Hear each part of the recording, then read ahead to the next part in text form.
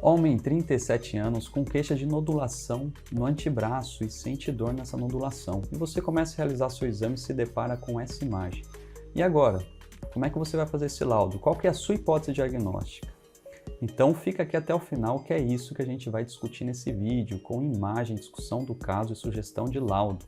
Porque afinal, você está no MSKD Casos, uma série de casos práticos em ultrassonografia musculoesquelética, sempre direto ao ponto, sem enrolação, com imagem, discussão do caso e sugestão de laudo, para quando você pegar um caso semelhante na sua prática, você conseguir acertar e estreitar o seu diagnóstico, ajudando o seu médico solicitante e o seu paciente. Então vamos nessa. Então, se ao final desse vídeo fizer sentido para você, não esqueça de seguir o canal e ativar as notificações, para você sempre receber um conteúdo de qualidade em ultrassonografia musculoesquelética.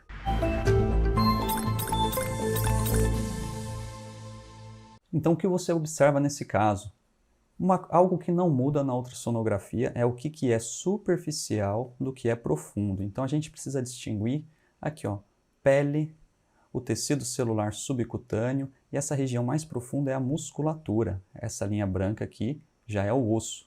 E o que chama atenção nessa imagem é justamente na região nodular, essa imagem bem nessa topografia. Agora vamos observar essa imagem no plano transversal. Então percebam que eu coloquei um coxim de gel, uma dica muito importante, e aqui eu posso até realizar compressão para caracterizar se essa imagem é compressível ou não.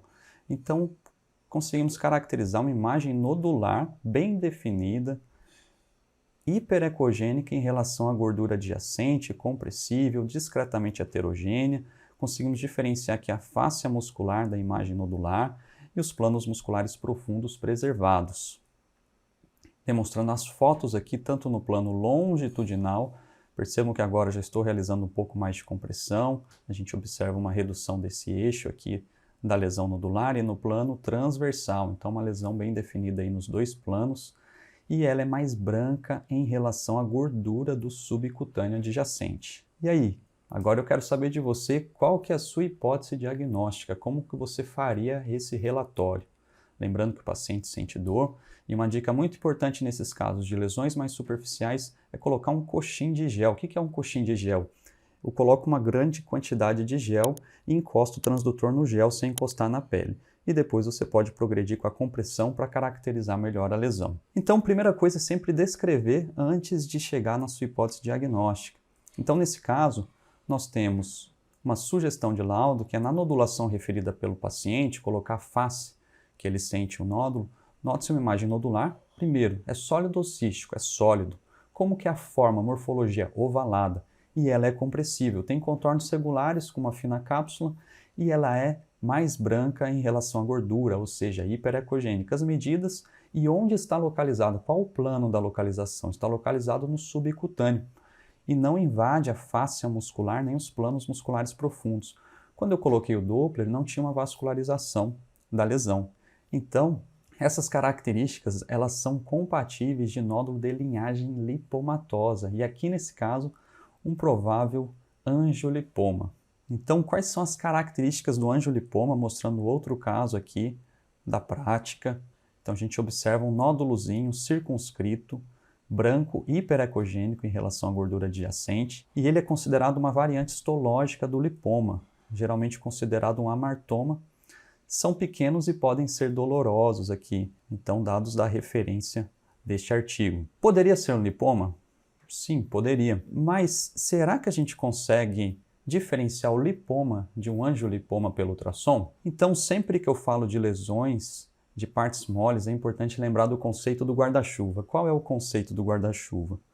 O conceito do guarda-chuva é que pela classificação dos tumores, e a classificação mais atual de 2020, a gente precisa primeiro definir qual que é a linhagem tumoral e entender, quando eu falo que tem uma lesão de linhagem lipomatosa, eu abro o guarda-chuva para todas essas lesões, incluindo lesões benignas, como exemplo, lipoma, lipoblastoma, angiolipoma, miolipoma. Então, olha, hibernoma, olha quantas lesões benignas eu tenho dentro das lesões adiposas benignas, olha a quantidade.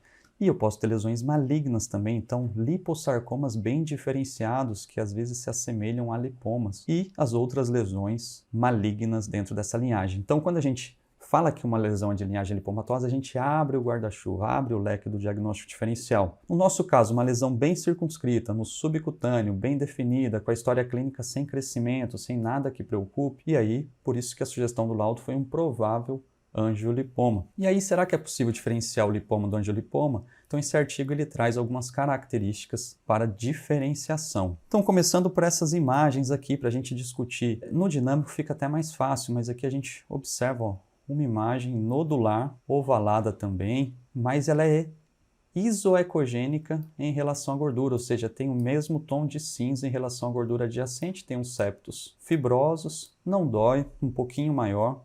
E essa outra lesão que a gente viu no nosso caso? Então, a lesão que a gente observou no nosso caso, ela é mais branca, ela é hiperecogênica em relação à gordura adjacente. Essa outra lesão, ó, pode ver que ela é isoecogênica, então no dinâmico é muito fácil, algo que ajuda muito no dia a dia do ultrassom, é você palpar a lesão, você sente aquela lesão fibroelástica, quando você coloca o transdutor, você pode observar que ela baula os planos adjacentes e se diferencia da distribuição de septos fibrosos normais do subcutâneo adjacente. Então isso é uma dica para você conseguir enxergar. E aqui uma outra lesão mais branca. Qual desses você acha que é um lipoma e qual desses você acha que é um angiolipoma? Então, quais são as características ultrassonográficas descritas do lipoma na literatura? Bom, ele possui uma morfologia mais ovalada, encapsulada. Então a gente observa uma fina cápsula periférica aqui em volta da lesão lipomatosa. Pode ser isoecogênico na grande maioria das vezes ou um pouquinho mais hiper ou um pouquinho mais hipo, ou seja, um pouquinho mais branco em relação à gordura ou um pouquinho mais escuro. Compressivo é uma das características e apresenta alguns septos internos, septos fibrosos internos paralelos. Pode ter o Doppler discreto ou negativo. Mas se for colocar lado a lado as características do lipoma e o angiolipoma, seguindo a nossa referência. Então, geralmente, a maioria dos lipomas, eles têm a mesma tonalidade de cinza, ou seja, são isoecogênicos em relação à gordura adjacente. Estou usando como referência a gordura aqui do subcutâneo. E, geralmente, os angiolipomas, eles são mais hiperecogênicos. Lipomas podem ter maiores dimensões e angiolipomas se apresentam como nódulos menores. Geralmente, o Doppler do lipoma é negativo ou mínima vascularização interna. E lembrar que o angiolipoma, apesar da gente ter um nome angio no nome, que fala relação a vasos, nem sempre você vai ter uma vascularização positiva. Então você pode ter um Doppler discreto ou também negativo. E o lipoma, na grande maioria das vezes, é assintomático, não sente dor. Já o angiolipoma, ele pode ser doloroso. Então, na nossa história clínica, a gente observou alguns fatos que levam a gente a pensar em angiolipoma. Por exemplo, dor na região ali do antebraço junto ao nódulo. Cuidado! Como que a gente deve ter cuidado? Então, sempre definir a nodulação e associar com a história clínica também e a localização. Então, tomar cuidado se você observar uma lesão que parece ser um lipoma, mas com uma vascularização focal, pontual ou acentuada. Então, já foge do padrão típico e a gente já começa a ter padrões atípicos que a gente tem que acender a luz vermelha para outras lesões lipomatosas que podem também ser malignas. Lembra do guarda-chuva? Localização profunda. Então, quando estou realizando ultrassom, eu vejo um nódulozinho bem definido, isoecogênico ou hiperecogênico, sem um crescimento significativo, eu fico seguro para falar que aquela lesão é lipomatosa e o diagnóstico mais provável é um lipoma ou um angiolipoma, dependendo das características que a gente já citou. Mas lesões maiores, lesões expansivas maiores, de localização profunda à face, e principalmente aquelas lesões que você não consegue caracterizar completamente pela ultrassonografia, está indicada a ressonância magnética para caracterização completa em busca de qualquer característica típica. Crescimento rápido também é um sinal clínico de alerta. Então, tomar cuidado com essas características para você não bater o martelo. Quando você fala no laudo que é um lipoma, você já está estreitando o diagnóstico. Você passou pelo guarda-chuva e já falou que é uma lesão benigna. Então, entender esse conceito do guarda-chuva e tomar cuidado com esses sinais de alerta. Lembrando aqui, ó, o nosso guarda-chuva, os tumores de linhagem lipomatosa, que a gente tem tumores benignos, tumores malignos, e entre eles temos várias lesões. Então, por isso é importante essa discussão que estamos tendo aqui nesse vídeo, para justamente você conseguir realizar o seu laudo e descrever um laudo com um raciocínio direcionado para o colega. As referências utilizadas foram esses 2 artigos, esse artigo que ele fala da diferenciação e esse outro artigo que eu recomendo fortemente, que é uma revisão, um consenso, justamente para falar sobre as lesões de partes moles no ultrassom. Muito obrigado e não se esqueça de se inscrever no canal, ativar as notificações e deixe aqui seu comentário. Gostou desse caso? Qual outro caso você gostaria de ver por aqui? Um grande abraço e até o próximo caso.